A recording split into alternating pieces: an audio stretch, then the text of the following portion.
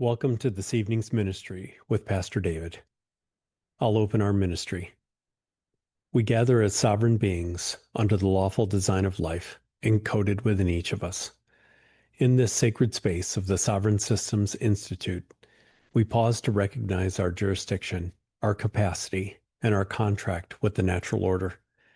May our words and decisions align with the resiliency code and generate sovereign wealth for ourselves and all who will follow the resilient path. Tonight, we're resetting.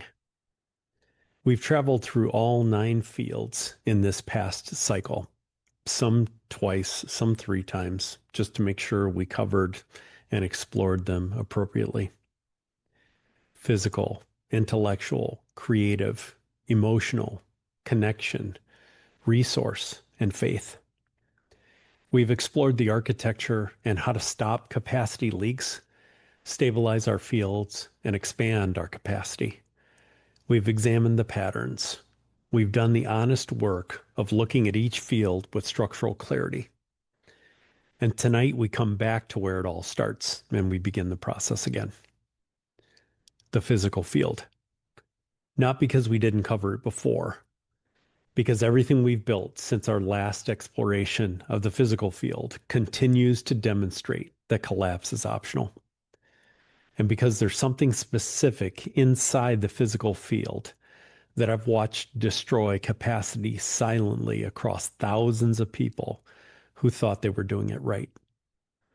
Tonight, we're talking about vitamin D3 and its partner that almost nobody knows exists, vitamin K2. I want to start with a story most of you will recognize. Your parents gave you Flintstones vitamins or something like them. A colorful, chewable tablet that made them feel like they were covering the bases. Vitamins taken. Box checked. Kids protected. They weren't wrong to try. They were working with what they had. But here's what those Flintstones vitamins contained. Approximately 400 international units or IUs of vitamin D3.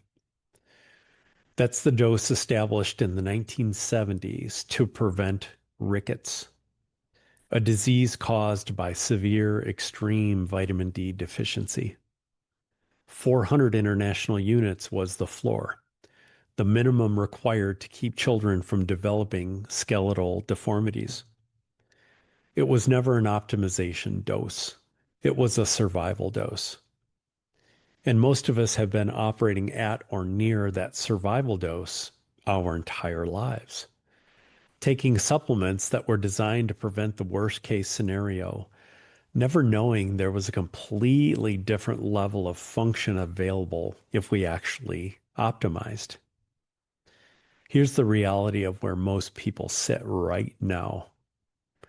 41.6% of the American population is currently vitamin D deficient. Not borderline, deficient.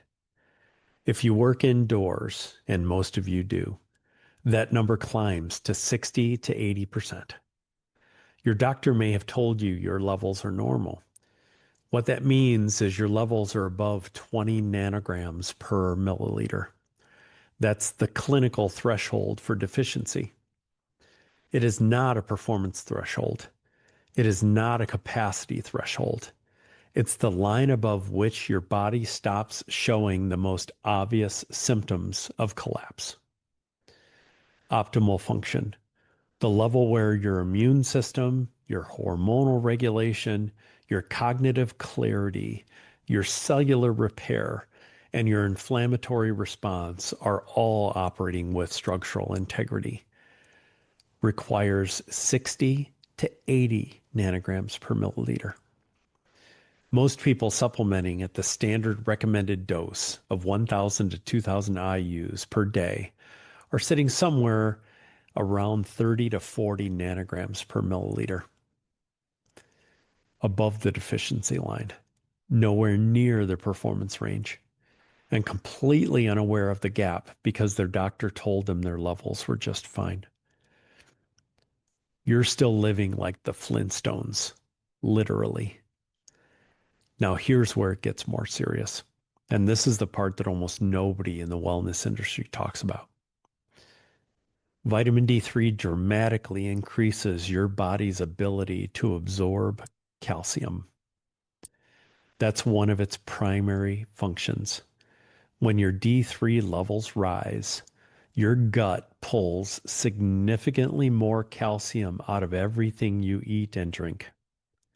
But D3 does not tell that calcium where to go.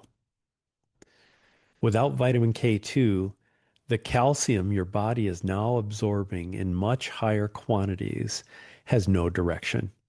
It circulates and it deposits where it shouldn't, in your arterial walls, in your kidneys, in your joints. So the person taking 5,000 or 10,000 IU of vitamin D3 every day without K2 is absorbing massive amounts of calcium and depositing it in their arteries. Their bones are staying weak. Their cardiovascular risk is increasing, and they think they're doing it right because they're supplementing. That is a structural blind spot, not a knowledge failure, a structural blind spot built into how this information has been communicated or not communicated for decades. Think of it this way. D3 is the signal that brings the calcium to the construction site. K2 is the foreman who tells the workers where to put it. Without the foreman, the materials get dumped in the wrong place. Bones stay under-mineralized. Arteries get calcified. The body is trying to build, but nobody's directing the work. K2 activates two specific proteins. Osteocalcin, which directs calcium into bone tissue where it belongs, and matrix GLA protein, which actively removes calcium from arterial walls where it doesn't belong. When K2 is present at adequate levels, calcium goes to bone and stays out of the arteries. When K2 is absent, the opposite happens. The Rotterdam study tracked over 4,800 people for 10 years and found that high K2 intake was associated with a 57% reduction in cardiovascular death. Not K1, which is what most multivitamins contain and which handles blood clotting, not calcium direction. K2, the form found in fermented foods and certain animal products, the form virtually absent from the modern Western diet. Here's what proper pairing looks like.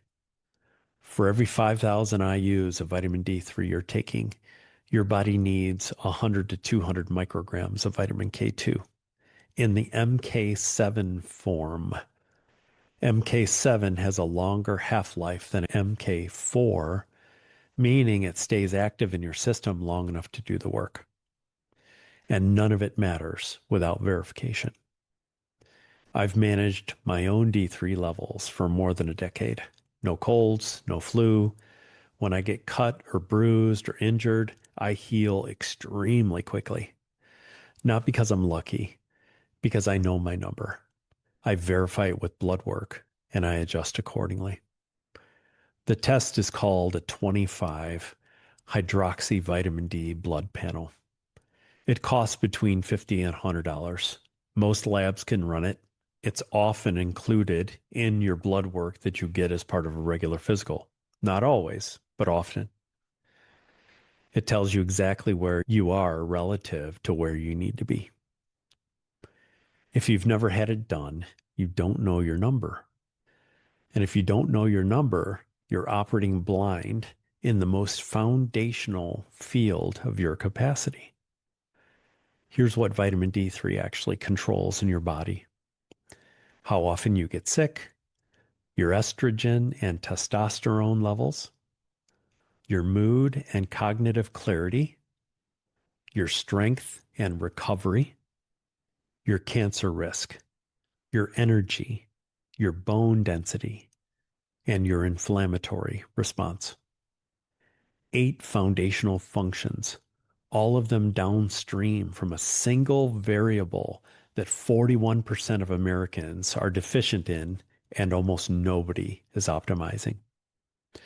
This is why we reset at the physical field, not because the other 8 fields don't matter, because all 8 operate from this foundation.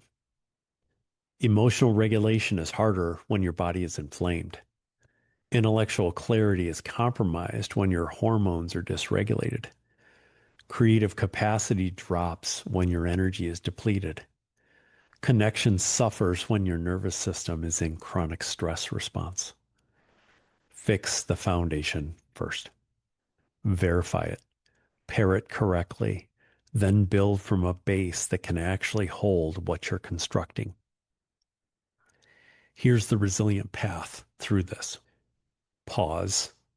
Ask yourself one honest question. When did you last have your vitamin D level tested, and what was the number? Not what your doctor said about it, the actual number. If you don't know the number, you're operating from assumption, not data.